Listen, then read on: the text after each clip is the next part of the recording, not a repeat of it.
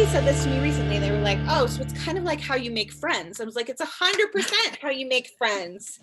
So like, if you meet somebody at a party, you're going to have different conversations with them, and you're going to make different invitations to them than you would your bestie you've known since kindergarten, right?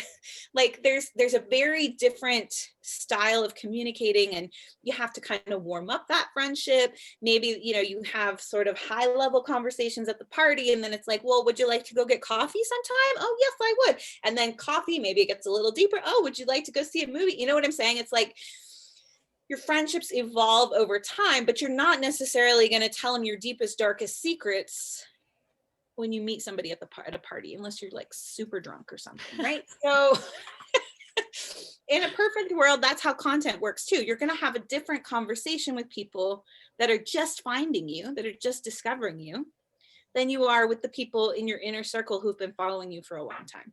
And so sometimes that's outward facing content, and sometimes it's more inward facing. So what I mean by that is, like, blog content tends to be those unaware or problem aware people that are the first couple of stages on the customer journey. And then once they get on your email list, once they're in, like, I don't know, your private Facebook group or whatever it is, that's more inward facing content. And that's where it's more the solution aware, the aware of you, where you're actually making a call to action to work with you, right? Yeah. And you're moving along that process. Right. The term used for this a lot in email marketing is your nurture sequence. So you can start to take those steps and say, let's go for a coffee, let's go for a movie, before you say, let's move in together. Hey, let's get married. Yeah. And I kind of like to think of it as like, well, I mean, you think of it friend circles, but you can think of it as circles. Like, think of concentric circles, right? Like a target. And the people on the outside don't even know you. They haven't been introduced to you yet. And then as they come in, they get more and more into your inner circle. And then the bullseye in the middle is people who do business with you, who are your clients or customers. And so the object is always to move people to whatever that next circle is of intimacy, if you will.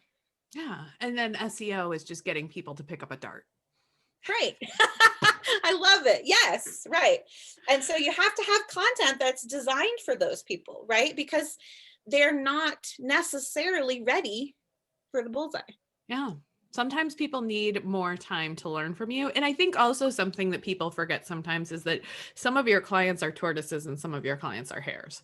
There are 100%. going to be people who come to my website and buy from me in the first 5 minutes, maybe because I said something that clicked, maybe because they just know that they need it. Maybe they did get a referral, so they're not entirely cold, but right. They know enough about me that they trust me, but they don't need that full nurture sequence. And so it's important to give them the chance, if they are ready, to take whatever that next step is, to take those little yeses or the big yes, to let them know what the big yes is that you're leading up to even.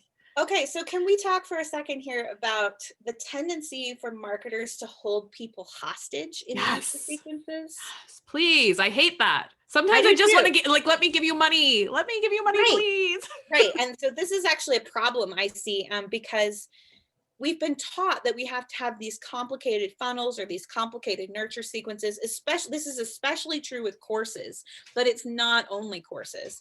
And so what happens is somebody like let's use a course as an example. Somebody knows you're going to offer a course. They're ready to buy it. They've been thinking about it for a while.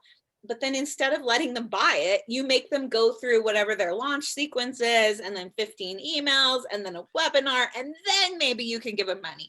And it's very frustrating. It's the same feeling as like when you land on a sales page and you have to scroll for 3 days just to find out what the price is. And then you have to click through to see it in your cart to find out what it is. And then you have to do the math to be like, well, if it's a payment plan, I guess it's this much. And yeah.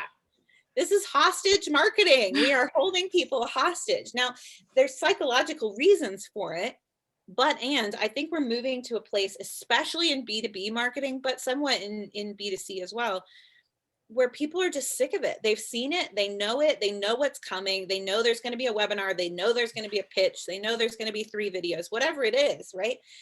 and they just want to buy from you. And if you make it hard, they're going to get frustrated and leave.